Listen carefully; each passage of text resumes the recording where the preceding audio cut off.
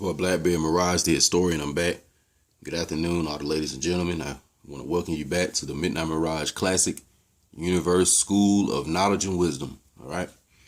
So today in this tape, we want to deal with some Aboriginal American history. Okay, we're going to dig a little deeper into that, kind of clear up some more, misunderstandings, because we need to make that correlation and understand that when we hear blacks in history books, when we hear the word Negro in history books, when we hear the word Indians in history books, when we hear the word African Americans in history books, and when we hear the word African even in history books, these are all talking about the same people. All right. They're talking about Aboriginal, Indigenous American people.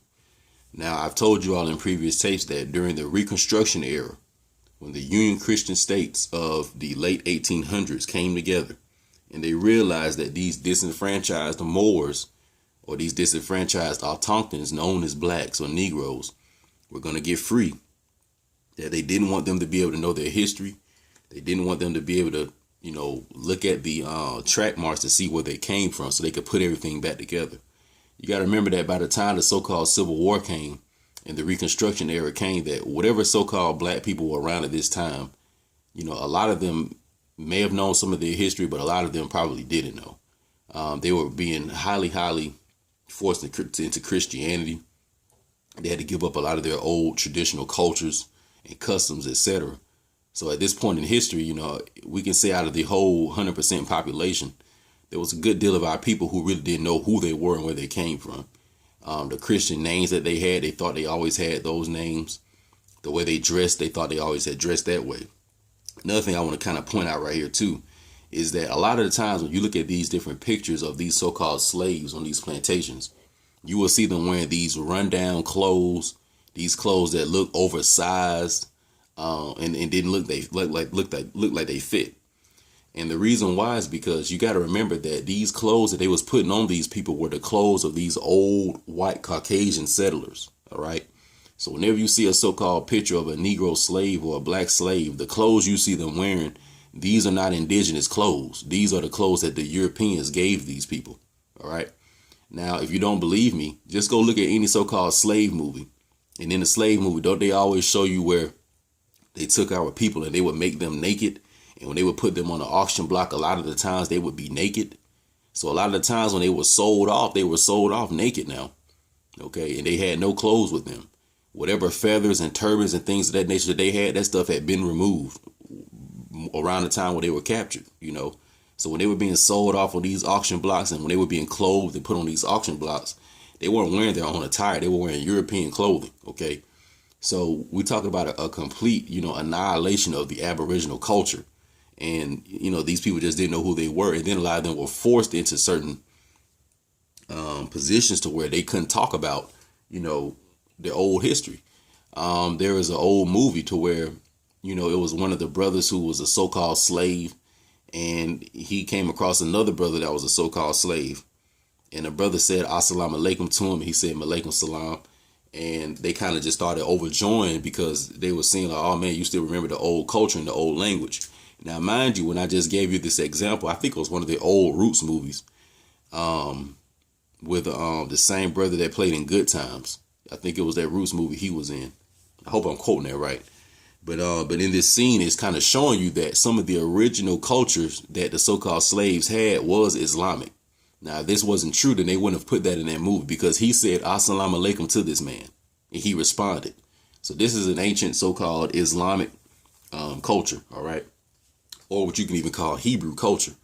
So that's kind of one of your first, glue points and I guess little fun facts you can kind of put in your mind that a lot of our Aboriginal ancestors here were coming from the so-called ancient Phoenician cultures, the ancient Carthaginian cultures, the ancient Jerusalem cultures, etc., the ancient Aztec cultures, etc., right here in North America, Central America, and South America. And the more modern mystery or the more modern, let's say, spiritual systems that these people were using, what we call Islam and what we call Hebrewism or Judaism. OK, if you need more information on that, look at my tapes called the Hebrew Phoenicians. It's called the Hebrew Phoenicians. And I go into the Aboriginal Hebrew history and all the different artifacts that were found right here on this soil. OK, so when we want to look for ancient Jerusalem, we may not want to look in the Levant. A lot of that may have been right here in Central and South America and North America, okay? So that was just a little fun fact, just to kind of put that out there, that a lot of our ancestors right here in America that we call Native Americans or blacks or Negroes, they were actually Islamic and they were Hebrew, all right? There was multiple hundreds of languages that were spoken right here. So not all Aboriginals were speaking maybe a Hebrew or an Aramaic dialect, okay? You had different versions of it, all right? So it was over 500 languages. And even the term Algonquin, okay, I want to say that this is a language, all right? This is a form of a language. Also, too, that, you know, it's a lot of different so-called Native American tribes to where when they looked into what these people were speaking, you know, basically deciphering the manuscripts, etc., you know, a lot of the information, or excuse me, a lot of the languages, they seem to be like Metu Neter in the root or in the foundation of it. So even a lot of these so-called Native American languages were actually different versions of the ancient Ethiopian, or what we call the ancient Egyptian language. All right. So there were a multitude of languages that were being spoken right here in America.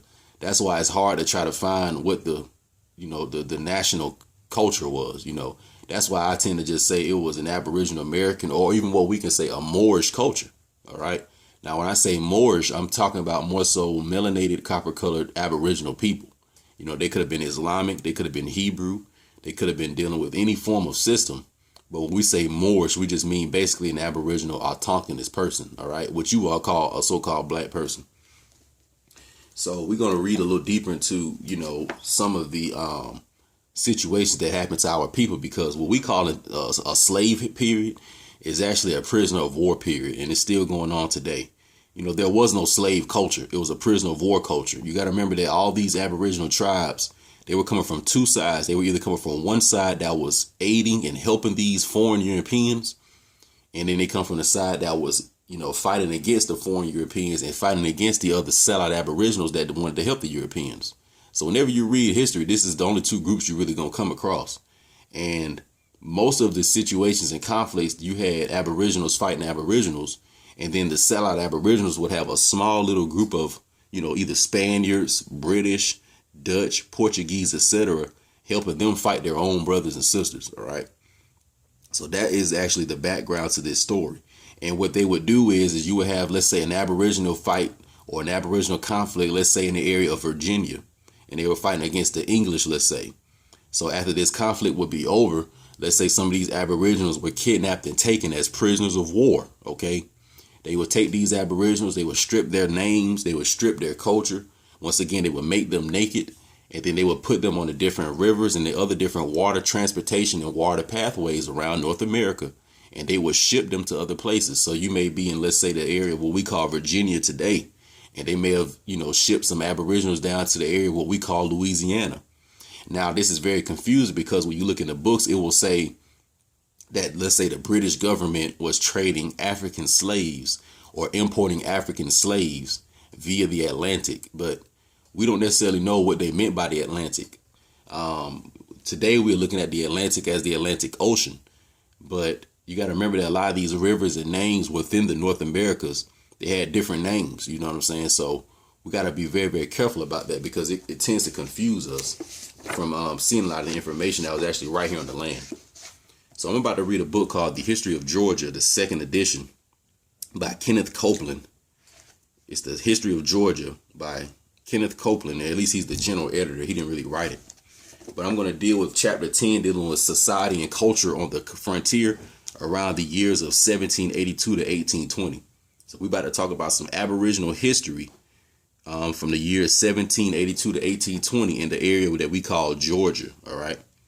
So let's kind of just read into this and we will analyze it as usual. So let's kind of talk a little bit about the so-called black history. But when I say black, when I say Negro, and when I say African now, you know, we talk about Aboriginal people. And also this too. So when they say African, you got two people they possibly are talking about. A, they could be talking about us who are already here on the land. And B, they could be talking about some Moors that were across the waters that may have been shipped over here when they were trying to expel a lot of these Moors out of Southern Europe. And when they were trying to expel a lot of these Moors out of Europe. And they could have been labeling these people as Africans. So a lot of times you will hear people say that the African slave mixed in with the Native Americans. What this is saying is that the Native Americans are us, the Aboriginal Americans who are already here. And these African slaves are these Moors who were prisoners of war, basically some long distant cousins we had that didn't speak the same language as us. And they were over in Europa. And a lot of these Moors were kicked out of there, and some of them were sent over here on so-called ships, okay, being led by their own people or being led by some of the bleached out mulatto children that they had from the Holy Roman Empire. But nevertheless, some of these Moors were kicked out. That's where you get the whole St. Patrick's Day and the snakes being kicked out of Ireland.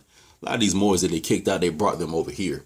But you got to remember that the number that they brought over here was nowhere near the number that was already here, you know. So I guarantee out of every so-called black person you see, you know, more than likely, for every, let's say, 100,000 so-called black people you see, I say less than 5% of them actually are so-called African descent, you know, meaning that they are a descent of some of these Moors that were brought over here on these boats. Most so-called black people you see every day actually come from ancestors who already have been here. All right.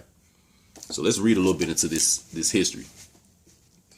There were also the blacks, or the Negroes, or the Moors, Aboriginal, virtually all of whom were slaves or prisoner of war. Now, I got to keep saying this now. Now, you're going to hear me say black.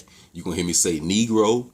Okay. But I'm talking about Aboriginal Americans, or so-called Native Americans, or so-called us. Okay. And you can also hear me use the word slave. But these people were not slaves. They were prisoners of war. What war were they prisoners of? The French and Indian War, the Yamasee Wars, the Seminole Wars, the Revolutionary Wars. You see what I'm saying? The American, Revolution. This is what they were prisoners of. So these people were not slaves. We don't come from a slave culture. We come from a prisoner of war culture. We are in this position because our ancestors lost wars to their own children within their own empire. Okay. Let's continue. Because of the large number of slaves lost during the American Revolutionary War and the economic disruption of the immediate post-wars, there was a shortage of slaves until the 1790s. Hence, Georgians insisted at the Constitutional Convention in 1787 that the foreign slave trade be allowed to continue. In 1783, probably because the slave insurrection in Santo Domingo, Georgia, prohibited the importation of slaves from the Bahamas, the West Indies, and Florida. So boom, let's pause right here. So they're telling you right here that most of the importation of slaves were coming from the Bahamas, the West Indies, and Florida. So although they're saying foreign slave trade or importing foreign slaves, like I just told you all, what if these people were in Virginia and they were importing so-called Aboriginals who maybe lost a war in Florida? What if these people maybe were in the area of New York and they were importing Aboriginals from the areas of, let's say, Cuba and Central America that had lost a war? What if these were some European Caucasians along the area that we call Delaware, and they were importing so-called Aboriginals who lost a war in the area that we know of as Brazil? So although they're saying that they imported foreign slaves, that doesn't necessarily mean that they imported them from across the Atlantic Ocean. They could have been importing them from other areas of the Americas, is what I'm saying. Let's continue. The great importance of slaves was economic, and many whites did not realize the social effect of such large numbers of blacks in society. Little opposition to slavery, such as existed in the Upper South, was obvious in Georgia. Life of the blacks was considerably affected by by the amount of time they or their ancestors had been in America, the size of their owners' plantation, and how closely they lived and worked with whites. Once again, these people were Aboriginal. New arrivals from Africa were soon put to work, but their social life changed much more slowly.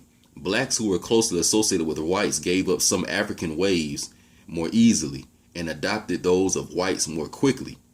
The small number of slaves on most upcountry plantations to 1820 helped this process of change, as did the great decline in slave importation after 1800.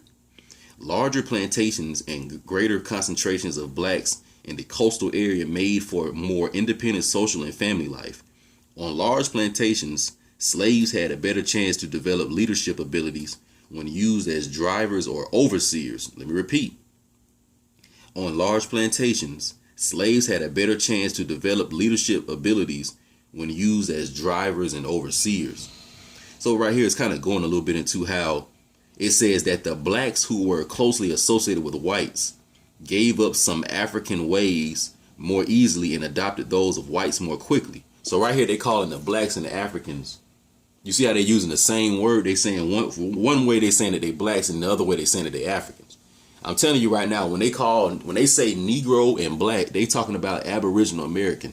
And when they say African, more than likely they are talking about imported Moors from either somewhere across the Atlantic or possibly somewhere even in South America. Okay. The next thing, you got to remember that the word Negro is a so-called Spanish word. Okay. The word Negro is a so-called Spanish word.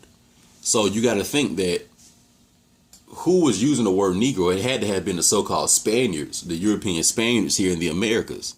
And this is the word that they were using to describe the people that they saw. So when we saying Negroes, we just meaning that this is the word that the Spanish-speaking people, the Spanish-speaking mulattoes, this is the word that they were using to describe the Aboriginals that they saw. Okay? So keep that in your mind, that the word Negro and Aboriginal is actually synonymous. And then, last right here, it says that on large plantations that the leadership abilities were developed as drivers and overseers. So once again, it's like it keeps showing you that the people in this so-called black society or the Aboriginal society during this prisoner of war situation, the only people that were actually given any kind of leadership, you had to be somebody that had your foot on your own folks' neck. So either if you was a black man or a so-called Aboriginal and you was, some big burly swole dude, that they was using you to whip and beat your own people, and you were given rewards for this. The same with the Negro, and this is where your Negro bed stench culture comes in at. So a lot of these so-called, black women, they saw that if they wanted some type of leadership and they wanted some type of freedom, then them producing more mulatto children with these European invaders, these European aliens, this provided them some freedoms. Okay. So it just always show you that, niggas always been selling each other out.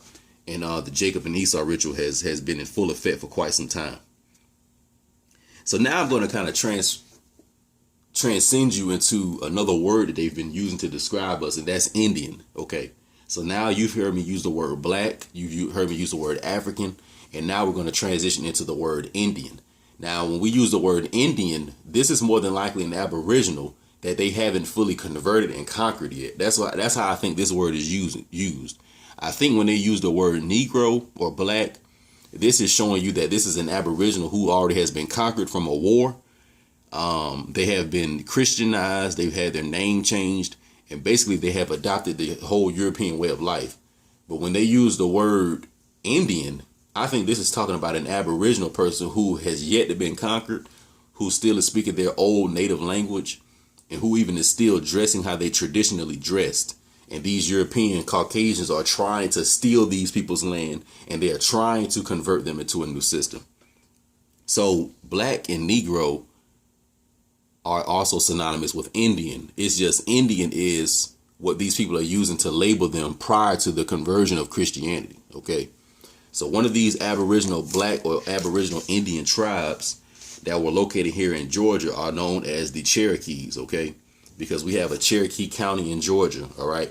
So a lot of your ancestors that were, in Georgia or in the South are also, known as the Cherokees. So let's read deeper into the Cherokees. All right.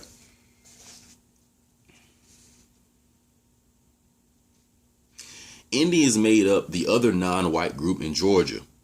In 1780, most Georgia Indians showed little sign of the traits that they were to secure for them the title of the civilized tribes.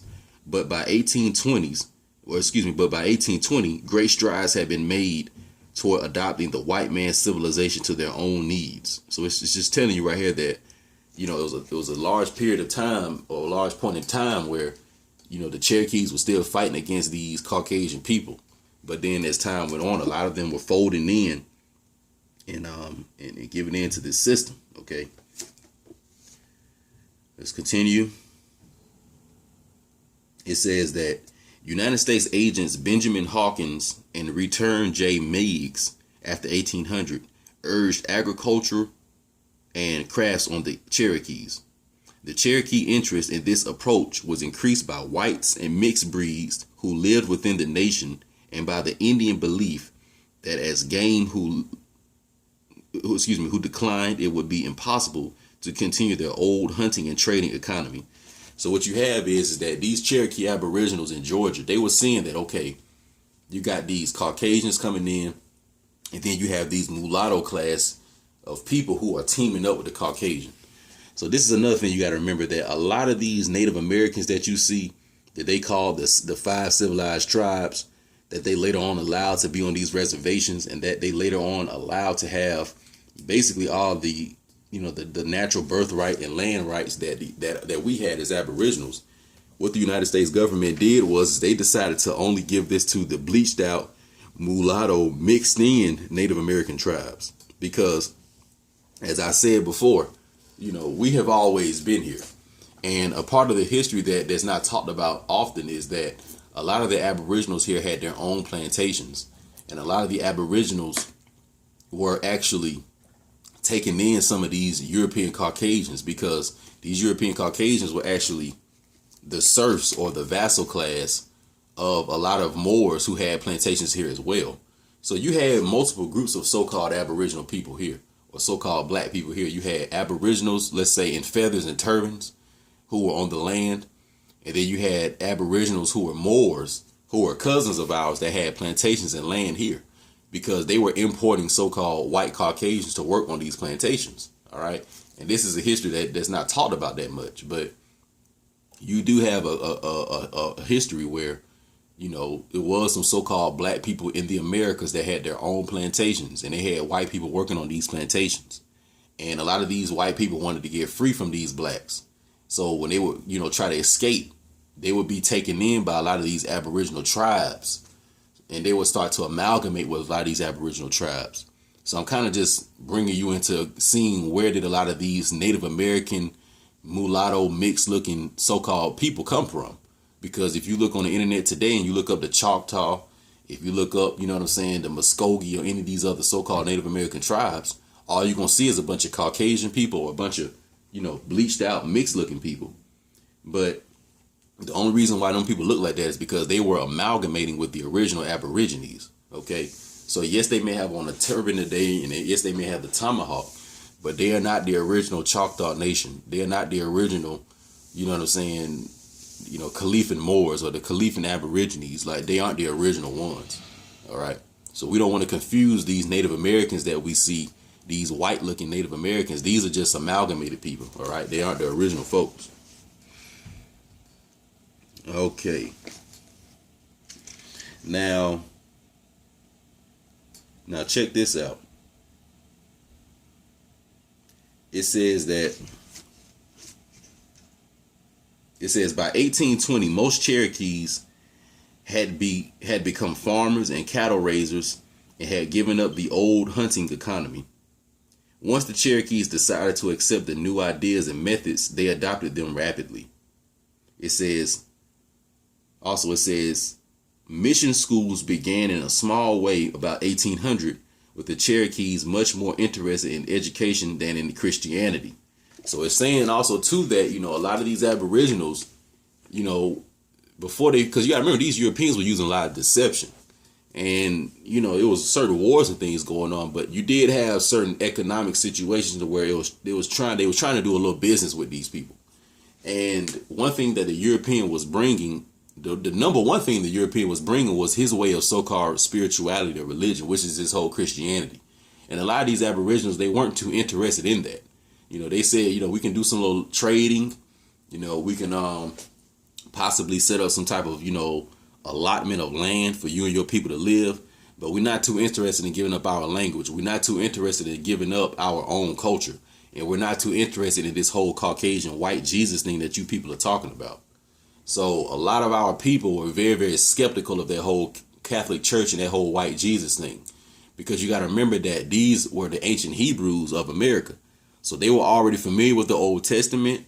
They were already familiar with a lot of these stories that these Europeans were telling them. But but what they noticed is that this is basically a Caucasian version of our old stories. And these people were not rocking with that. All right.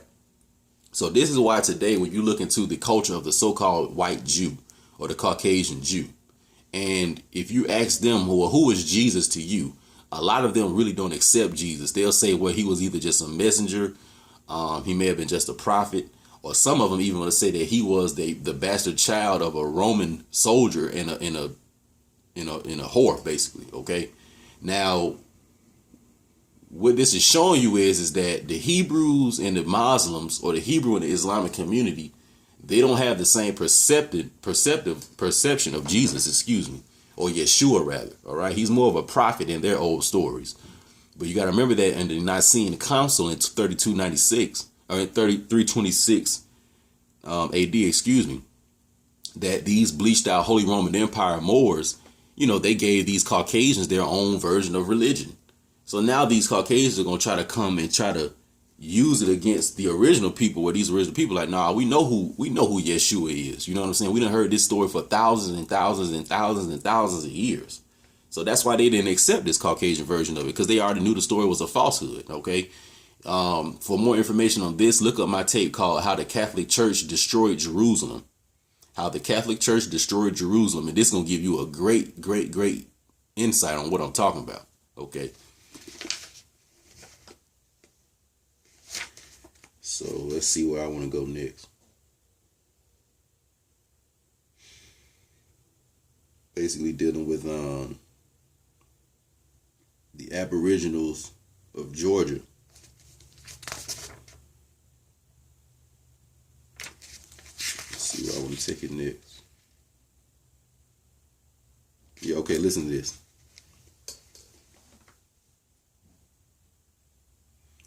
Early in 1783, Governor Hall and his council called upon the people to reorganize and repair their churches as necessary. In July, the governor's urging of the assembly to encourage education and religion brought no immediate action about religion. In 1785, a law provided for county ministers to be elected by the voters and pay the state, which all denominations having equal liberty and toleration. Existing churches could receive their pro rata share of the tax money. There is no evidence that this attempt at a compromise between a state church and freedom of religion was ever implemented. Let's move on. The disestablishment of the Anglican Church by the Constitution of 1777 reduces its status, so that there were only 3 parishes as late in 1820. Roman Catholics in 1796 were granted a lot in Savannah upon which to build a church. So what you got to remember is that most of this conquest of the Americas was actually it was actually fueled, and it was actually instigated by the whole Christianity thing. So this is going to kind of give you an understanding of why in all the so-called black communities, or the so-called African American communities, or the so-called Negro communities, or the so-called Indian communities, why you see a so-called church everywhere. It's 2 things that you can always see in a black community. You're going to see a church everywhere, and you're going to see a liquor store everywhere. So where does the church and the liquor store play in with the Aboriginal? The church comes in because, once again, these were the ideologies that they were using to trick our people out of the land. Okay. They were coming with this picture of the white Caucasian Jesus. Then the people who are holding the picture look just like the white Caucasian Jesus. And then they are telling our people that our people are savages, and our people are just a bunch of nomads, and they must be converted, and that they are heathens. Okay. This is the first thing. So from this, you had a lot of wars and a lot of conflicts. All right. And then from these wars and conflicts, you start to have the prisoner of war situations. But that doesn't mean that the propaganda and the Jesus shit stops there. So now they're going to beat it into you. So this is where they're showing your roots, where they're beating Kuta Kinte to change his name into the whole Toby and all that. This is where that comes in now.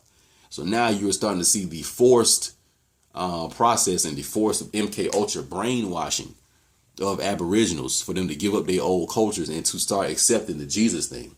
Because one thing about it is that out of everybody on the planet, the people who believe in the whole white Jesus narrative, even more than white people, are so-called blacks or Negroes or African Americans or Indians. We are the ones that perpetuate that shit And we are the ones that constantly, promote that shit the most. You know what I'm saying? When you look in all of our so-called churches, you see that shit. It's everywhere, And the reason why is because it was actually being forced into our people. And then a lot of our people started to adopt the mindset that if maybe I just pray to this white Jesus, or maybe if I just, adopt this culture, that these people will be a little easier on me because they were in prisoner of war situations. Okay. The second thing is the liquor. This is another thing you always see in the Aboriginal community. A lot of these Caucasians were coming. They saw how overwhelmed that, how many it was. How many Aboriginals it was. So they saw that, we're not going to beat these people by just fighting them one-on-one. We're going to have to get the help of other European nations, such as the Spanish, to help us fight these people. And we're going to have to use this religion to try to change their mentality and to get them to adopt basically our image of the white Mary and the white Christ. And then we're going to have to get them to be in a different state of mind to get them to pass over certain land rights to us. So this is where you get this idea of a contract and this whole paper stuff coming in there, because a lot of our people, they probably did do certain business, but maybe they didn't write everything on paper like that. And this was a strategy that these papal, the Catholic Church and the Pope and the Jesuits used to steal a lot of the land. So what they would do is they would get a lot of the Aboriginals drunk. They would probably find the chief, and they would trade him something called firewater. So they was calling this stuff firewater. All right. And you got to remember that these Caucasians already had somewhat built up a tolerance to this stuff. First of all, biologically, Caucasian people already kind of wired more to alcoholism anyway. So this is why they could take in those large quantities of moonshine, etc.